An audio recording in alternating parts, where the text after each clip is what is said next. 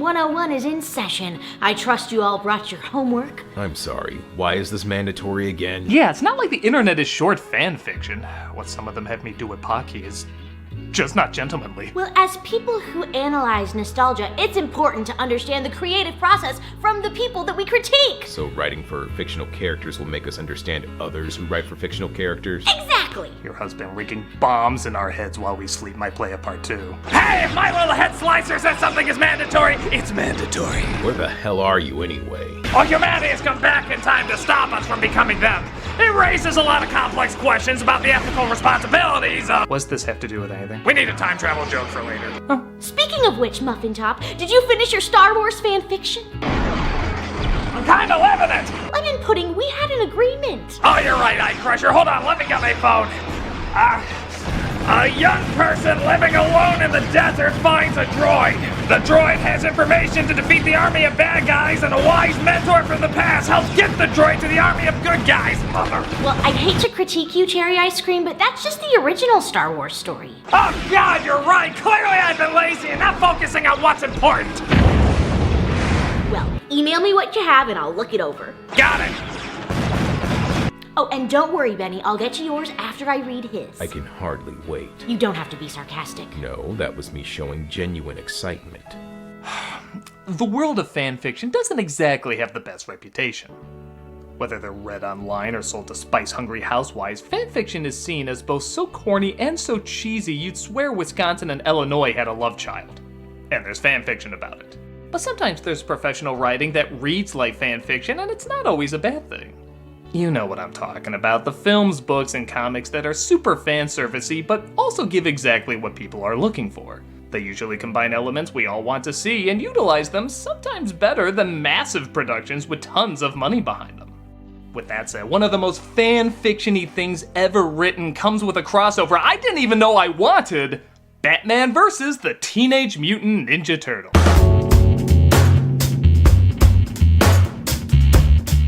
Based on the comic series from 2015, we've seen both these franchises on the show a lot. And full disclosure, this is a spin-off that kinda sounds dead on arrival. I mean, we've seen both of them in so many crossovers, it's pretty easy to become bored by them. I don't know anyone that was demanding this. When people shouted Freddy vs. Jason or Godzilla vs. Kong, was anyone screaming, oh, maybe something similar to Scooby-Doo meets Batman? Sure, that'll work.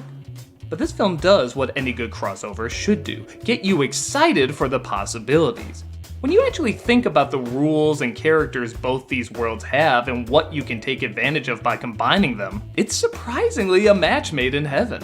It's the perfect amount of ass-kicking weirdness, and we're going to check out why it's so awesome here today.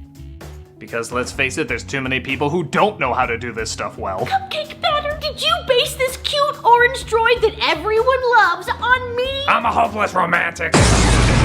Let's take a look at fan service done right. This is Batman vs. the Teenage Mutant Ninja Turtles. We open in Gotham City, where the forecast calls for blimps and red, as a lab called Powers Industrial, who use a dyslexic version of the Riddler logo, show college student Barbara Gordon around. Okay, those are either bad stars or an amazing notepad. The Foot Clan attack the lab, but are stopped by, oh, judging by their silhouettes, I'm gonna say street sharks. Those things, they were like lizard men or something. They took the generator. Does she think I'm Batman? Wait, this might have its perks. Whatever they are, they're going to regret stepping foot in Gotham. It drives me nuts too that I have no idea if that pun was intentional. If it was in this one, there'd be no question. Ooh, I didn't know this was a Sin City crossover as well. Though something about seeing the Nickelodeon logo kind of feels off. I keep expecting SpongeBob to cutesy away the badassness. We next see Batman looking over security footage, and pack your bags, Alfred, you're fired. We received a call from Commissioner Gordon. He's identified Wayne Enterprises as a likely target for another break-in. I told him we know as Wayne something is always at the center of a supervillain plot. His advice, ironically, was to dress up like Batman to scare them away.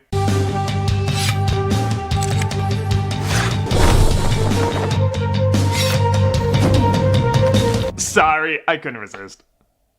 And neither could Schumacher. Oh! Yes, we should have a look. They did the thing count. It looks like the Penguin also plans to attack Wayne Enterprises to get first whatever the new visitors are stealing.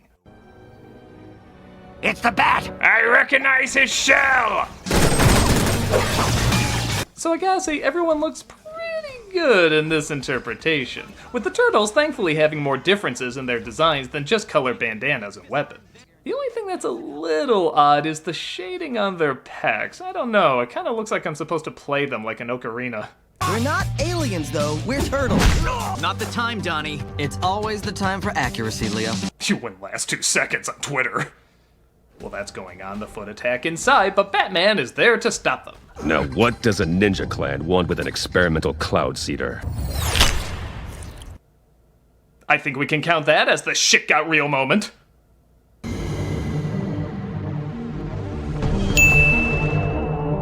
You picked the wrong battle, warrior. The voice of Shredder is pretty good, like most versions of him, but I'm not gonna lie, I always like to imagine Uncle Phil doing it. In my book, he's still the OG. Greetings, my subjugated subjects. Who are you, and why are you? Will you shut up? Hey! Imbecilic incompetent! Stop this tantrum and just tell me what's wrong! You never let me have any fun! The film immediately shows it has an understanding of what people want, as it gives us a very badass battle between Batman and Shredder. Most of the fight choreography in this is really well done. Shredder barely defeats him, which is pretty surprising so early on in the film, and escapes so he can heal up. Next time, I will not be so merciful. I have a brain in a robotic suit laying in a waterbed waiting for me. I like how both series mocked the other for stuff that never made sense. Like, why on earth does Gotham City have blimps? Does New York have mad blimps flying around for no reason? I mean, like, what are they for? Yeah, that is pretty hypocrite. Batman discovers the turtles and each assume the other's working with the Shredder. This fight is fun and well laid out, but there is one problem. Nothing's gonna top that Batman-Shredder battle. You can have other fights, of course, but when the title battle is immediately after the coolest one in the flick, it's kind of like following up Hulk vs. Thanos with Plastic Man vs. Jar Jar. I guess I'm curious, but you blew your load a hint early. It's Ninja Vanish time! Ninja turtles? I should consider switching jobs when that doesn't sound weird to me. Ra's al Ghul. We see Shredder is in cahoots with Ra's al Ghul. Again, these are perfect villains you want to see teamed up. And they've called upon Baxter Stockman to help them with their evil plan. Take one guess who was probably their first choice to play him. Master Shredder, I trust you procured the Cloud Seeder from Wayne Enterprises. Obviously, without it, I can't finish the machine. That's right, David Duchovny. But he sadly had other obligations to let down. I do hope you and your little Foot Clan can live up to your reputation. Why not leave the messy details of conquering the world to me? Roz will trade his secrets of eternal life with Shredder's secrets of the ooze, and together they will construct a machine that will bring Gotham to its knees. They even test the ooze on one of Roz's men. I am adorable! The turtles sneak into a closed internet cafe and do some research on their supposed bat foe. Come on, we don't want to be seen. Meanwhile, Batgirl is brought up to speed about what they're up against. The Cloud Seeder is the last piece of the puzzle, which is why I had to move it to a secure location outside of Gotham. Yes, there's nothing more safe than the seedy docks. Nothing ever happens there in movies, comics, cartoons, crime, drama. You're a detective, right? The turtles locate the Batcave pretty damn easily. I'm sorry, how'd you do this? I made a database of every reported Batman sighting and ran it through an algorithm that triangulated against the city's police record. Donnie, nobody cares. Right, this does have Jeff Goldblum as the Fly again. And they decide to snoop around.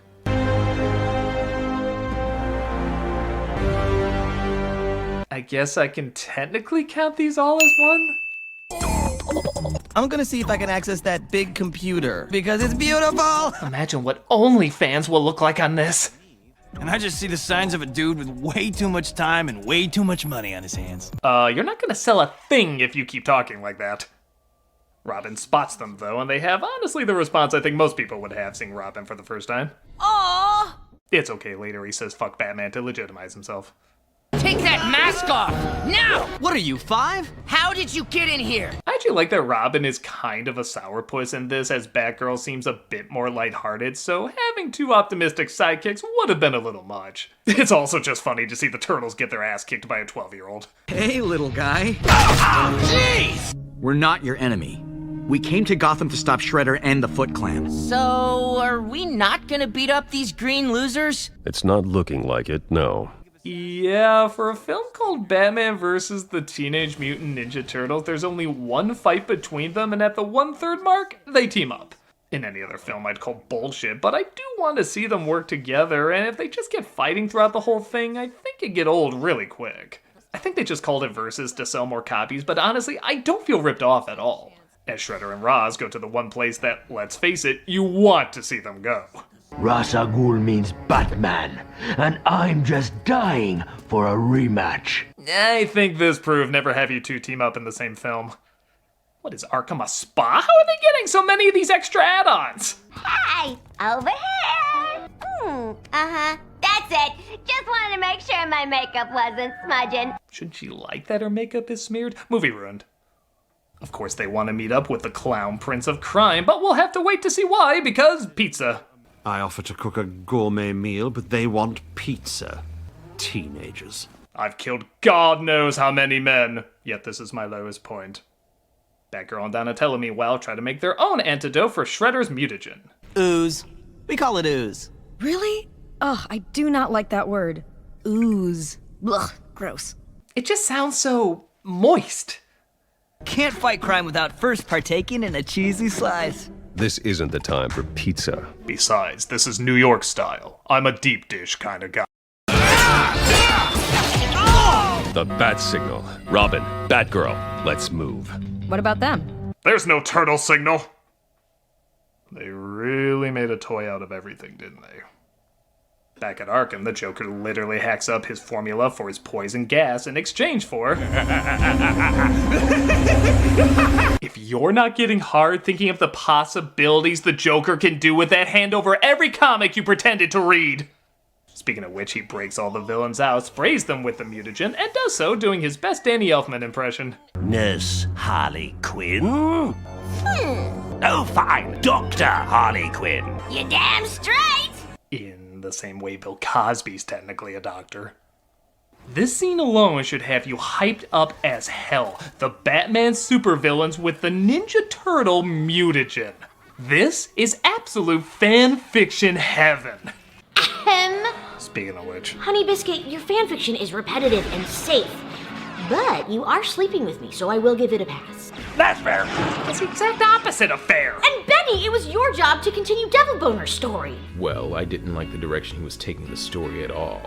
So I did something different. Wait, can you do that? I killed off the villain, created other subplots, and wrapped up everything except for one part. Hey, wait, come on, I gotta continue the story after you. I said I left one part. Now, Benny, you can't do that, okay? You can't just dismiss what came before because you didn't like it. Why? It's a big trend with horror movies now. Well, email it over and I'll take a look at it. Will the time it takes you to look that over include commercial and review time? Yes, that's exactly how long it will take. You're on a tight schedule.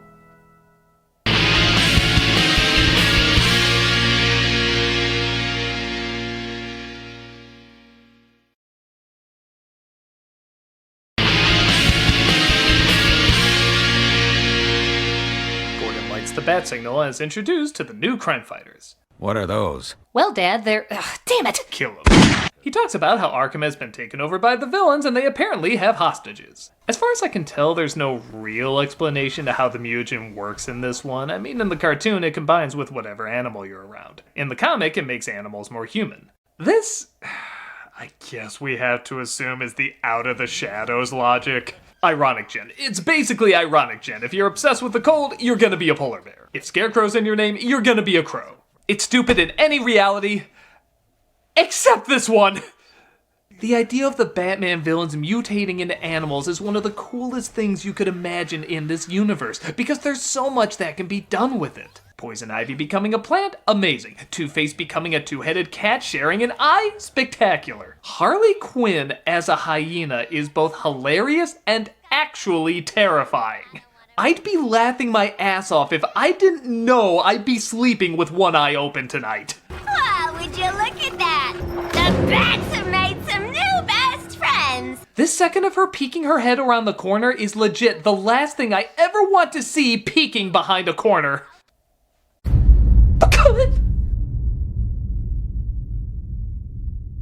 The fights that come out of this are just as creative, with Mr. Freeze as a polar bear attacking our heroes in the kitchen. I'm a little busy right now! Always Coca-Cola! That is so cool! I'll show you cool, child. How is it Mr. Freeze as a polar bear fighting a teenage mutant ninja turtle still has more dignity than one line out of Arnold as the same character?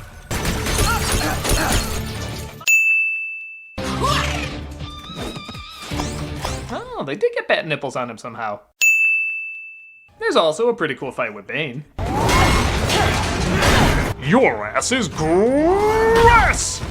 And even as mutants, they still rely on their old tricks, as Scarecrow uses his gas on Leonardo, showing his greatest fear.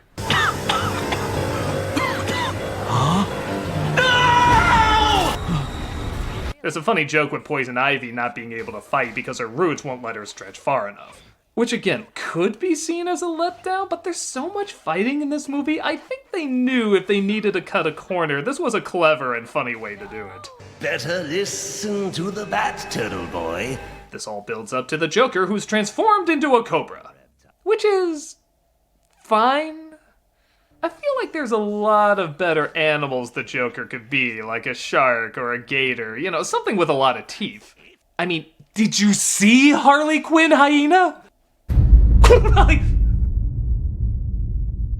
I guess this is a little disturbing, though. Ooh. And like that, a new genre of fetish was made. And there's already fanfiction about it. Joker combines the ooze with his venom and ejects it into Batman, strangely enough turning him into a chicken. No, it's a bat. Who are you? I'm Man-Bat. Donnie, catch! Donnie and Batgirl give him the anti-mutagen and eventually stop Harley and Joker. Smile. This is totally going on my Instagram.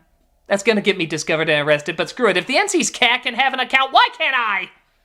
Batgirl and I found the surviving hostages in a room downstairs. They're fine. Mostly. And now that No, I need to know what mostly means. Like, are half of them butt people or something? Mostly is a very vague thing to say in this universe. Big surprise, the docks was not a good place to hide something, as the Penguin steals Wayne's device to give to Shredder and Ra's al Ghul. Our heroes discover that the device is going to combine Joker's venom with the mutagen and turn all of Gotham into an insane Zulum.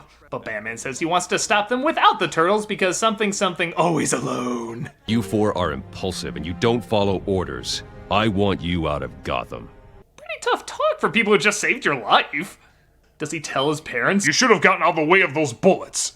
Lazy dead asses. Sure, we make the wrong moves, but we can't get better if you don't trust us. What was that, the bat arm? What am I missing? Honestly, this is the only section of the movie that feels weak, as this third act breakup seems kind of pointless, but it does fly by quick, and I guess give a moment for the two most brooding characters to connect in some way. They get back to the good stuff pretty fast as they drive off to stop the villain's evil plan. The turtle van even puts on its 3D glasses, it's a little weird, but they upgrade the pizza thrower in a pretty mean-ass way. That's right, Donatello killed a man. Awesome. Good thing it wasn't Batman, or we'd all go boo! I don't get comic ethics. They fly now? They fly now! This scene also has my favorite line, as Michelangelo constantly wants to push buttons in the Batmobile, but he's constantly told not to. That is, until they get caught and he's given the direct order to hit every button. I've always wanted to hit every button. There should be medicine to contain how much fun I'm having right now. This whole chase is pretty great, and again gives everything you'd want to see in the climax of a team-up like this. And then some. So on the one hand I ask, why is there a dinosaur here? But On the other hand, I ask, with all the insanity we've seen, watching turtles drive a van, shooting pizza manhole covers, riding motorcycles with Batgirl, launching bat fireworks, and fighting the island of Naboombu, why wouldn't there be a dinosaur here? Oh, by the way, there's April's cameo.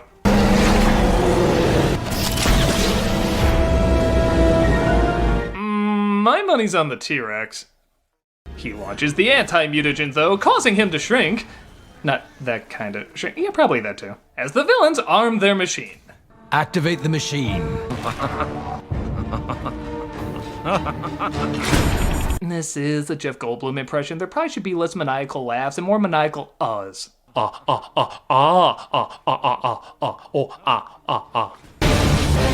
Our heroes burst in, though, and all of them have worthy foes to take on. That is, except for Robin. I surrender. I'm basically a hostage. You are a terrible disappointment. Though not as big as Tyler Perry.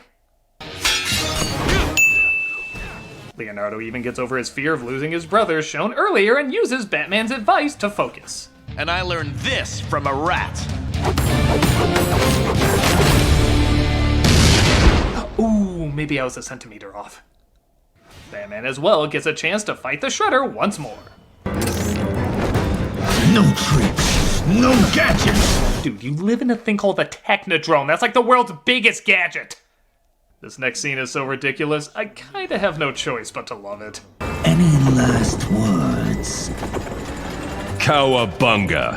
What? Cowabunga? It's not that Batman said cowabunga, as they reveal later that was the code word for the Turtles to attack. It's the Shredder repeating it again. What? Cowabunga? That's only said by party dudes. You're not a party dude! Batman does finally defeat the Shredder, resulting in him falling into a tub of chemicals. I think he did it just to annoy me. And the Turtles stop the machine from destroying the city. Batman even joins them in a celebratory slice of pizza.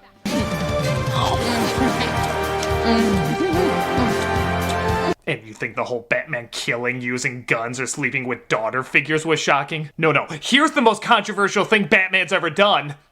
He folds his pizza. There is no excuse for this, a petition has already begun! Oh, and the Shredder is alive. He's some sort of Joker hybrid. But clearly this is the part of the ending to get the biggest reaction! Batman vs. the Teenage Mutant Ninja Turtles is one of the most satisfying crossovers I've ever seen. Is it fanservice-y? Yes. Does it need to exist? Probably not. Are there any deep ethical dilemmas that a lot of great comic book stories have? Not particularly. But it's the perfect amount of fun. It gives the audience exactly what it's looking for in the appropriate way. It would have been so easy to make this too goofy, but the tone, animation, and voice acting keep it grounded in the serious Batman universe, which makes the comedy of the Turtles universe all the more enjoyable. Every main character has either a bond or an arc with another character, and it makes sense why they connect with who they connect with. The threads feel big and exciting, but it's also not afraid to have a good time. This is not a crossover that needed this amount of dedication, which is why I think it should be appreciated all the more. This could have been just another Scooby-Doo meets Batman kind of thing, or an example of bad fan fiction given a budget, but they took the time to find that perfect balance between both franchises and satisfy both sets of fans. If you're a Batman person, a Ninja Turtle person, or especially both, this is surprisingly a kick-ass team-up to check out. Garbage! Oh geez, I thought it was pretty good. No, Benny's fan fiction. It's terrible. All I can give you is my best. Except when I don't care. Critic, tell me your conclusion is better. I don't know. I didn't really put that much thought into it. I just made the lead related to someone bad, reneged on half of what Benny wrote, and made some people kind of fall in love. Is that what good fan fiction is all about? Kinda doing something? I don't know. I like Star Wars, just not enough to care about making you care. Yeah, well, these are terrible. Cookie dough! Yes, laser saw! I'm sending you these terrible fan fictions right now. Okay. Great, now toss it into one of those time portal thingies. This is my phone. And I'm your wife. Can't argue with that. There, it's lost to the anus of time! Well, that is more than it deserves. Wait a minute. Where's it gonna turn up? Ooh, look what I found. Time travel joke. Cowabunga. Cosa? Cowabunga. Hey, if my little head slicer says something's mandatory, it's mandatory. Oh, that's Devil Boner's line. That makes a lot more sense.